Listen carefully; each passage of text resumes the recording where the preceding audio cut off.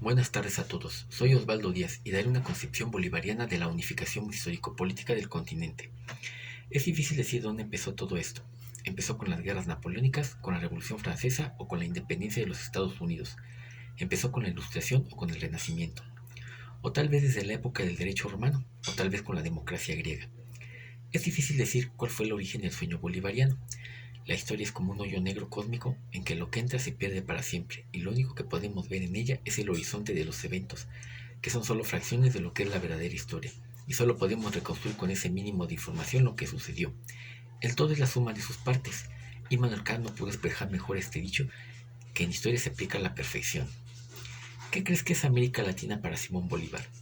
América Latina es un conglomerado de pueblos, costumbres y tradiciones que están concatenadas en un continente.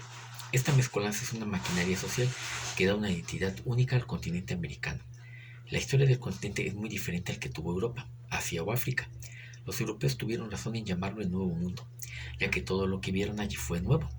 Las formas de gobierno, la fauna, la flora, los paisajes y hasta las personas mismas eran diferentes al que conocían. Nos llamaron indios porque pensaba Cristóbal Colón que había llegado a la India. Siempre me he preguntado qué pensarían los indios de la India cuando supieron de la existencia del nuevo continente y qué pensarían cuando supieron que a los nativos del Nuevo Mundo les llamaron indios. El descubrimiento de América repercutió en toda la vida de Europa, ergo del mundo. Debemos ser justos y reconocer que sí hubo buenos europeos, la mayoría religiosos, que vinieron con la intención de entender, estudiar, aprender y relacionarse con los americanos, de preservar su cultura, aunque también abolir algunas prácticas bárbaras como el sacrificio humano, que se practicaba en todo el continente. Además, que también había guerras entre tribus y naciones, y cada uno trataba de ganarse a los europeos para su bando. El caso de México es el más evidente. Tristemente, la mayoría de europeos lo que buscaban en estas nuevas tierras eran las riquezas. Exterminaron a gran parte de los pobladores originales para apropiarse de sus tierras. Siempre que alguien expresa con disgusto que los españoles llegaron a conquistar la mayor parte del continente, sometiendo y esclavizando, yo les digo que gracias a Dios fueron ellos los que conquistaron la mayor parte de América. Si bien llegaron conquistando, saqueando, sometiendo, al menos ellos respetaron costumbres y tradiciones de los pueblos conquistados, los evangelizaron y enseñaron algunas técnicas europeas de ciencia y tecnología. Les otorgaron cierta autonomía e impusieron la política de si no buscas problemas, no habrá problemas. En cambio, los ingleses y franceses llegaron exterminando. En la parte norte del continente americano, el 95% de la población nativa fue exterminada, ya sea por guerras y enfermedades. Además que es bien sabido que la mayoría de la población de Estados Unidos y Canadá es blanca y la de Latinoamérica es mestiza. Esto es importante, pues Simón Bolívar veía tres razones importantes que hacían que Latinoamérica tenía algo en común. La mayor parte era mestiza, hablaban español y tenían influencia española. Esas tres razones, además de otras, podían ser la fuerza por la que América se uniera en una supernación. Todos podíamos comprendernos y todos nos reconocíamos como mestizos. Entendíamos nuestras costumbres e idiosincrasias y todos éramos americanos. Esto era el crisol que crearía ese sueño bolivariano de una América unida y poderosa. También sabía que era un proceso difícil, pues ya antes de la llegada de los europeos, América tenía los mismos problemas, humanos después de todo, de rencillas y enemistades entre pueblos. Además, que la creación de imperios, como el azteca y el inca, hacía que el proceso de unificación fuera más bien vista con recelo, solo que con cambio de amo. Con el descubrimiento de América empezó una era de conquistas alrededor del mundo. Vasco de Gama en 1487 había sido el primer navegante en circunnavegar África para llegar a la India. Posteriormente, Francisco de Magallanes en 1519 atravesó Tierra del Fuego para llegar al Océano Pacífico, la cual era casi imposible cruzar por el Océano Índico, debido a los piratas y barcos de guerra musulmanes. Con esto comenzó la conquista del Pacífico. Con el tiempo, Francia e Inglaterra en el siglo XVI empezaron a explorar y conquistar territorios a través del mundo. Ellos exploraron y conquistaron la Norteamérica, que en ese entonces no tenía muchas riquezas que extraer, salvo maderas finas y pieles. Siempre ambicionaron el continente hispanoamericano, todavía lo ambicionan, tanto por sus recursos como por sus sitios estratégicos.